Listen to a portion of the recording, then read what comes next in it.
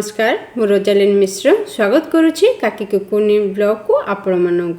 तो फ्रेंड्स आज मु नहीं आसी आपण मानक पई घरे किपरि शुद्ध घी प्रस्तुत करि परिबे सेही रेसिपी नहीं कि आज आसी।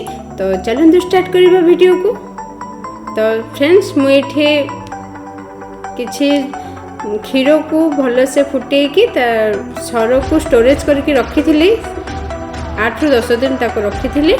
तो एबे ताको चलନ୍ତୁ घी प्रस्तुत करबा। तो एबे गोटे ब्लेंडिंग जार नेबे आ सब सर को आपण पके देबे। ताको प्रथमे ग्राइंड कर नेबे।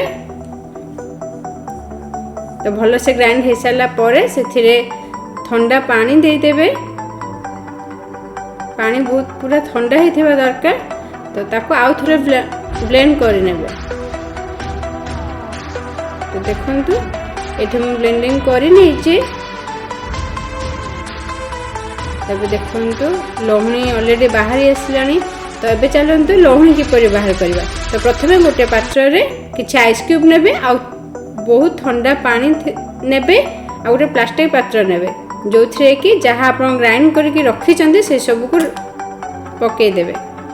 तो एबे सेथरे गोटे हुइस साहाय्य रे ताको भलो से फेंटी नेबे। तो एमती लोहणी देखंतु बाहर आसलानी।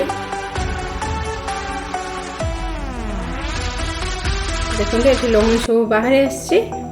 ताको अलगा पात्र को काढी नेबे।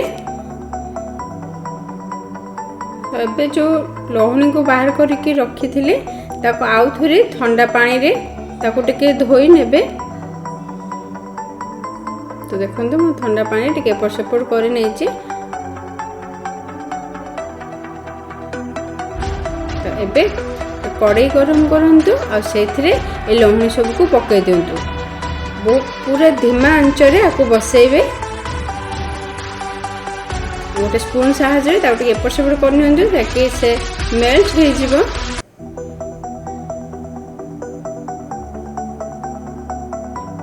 तो ताको टिके धीमा आंच रे छाड़ी नेबे। तो एबे देखंतु घी फुटी आसलानी और घी भी बाहर आसलानी लोहणी रो।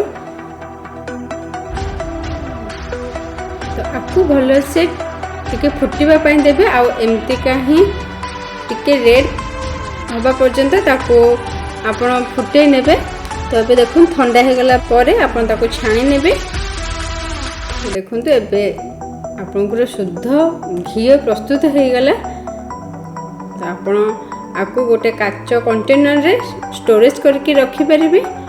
ताले आपनकर बहुत दिन स्टोरेज हे कि रही परिबो।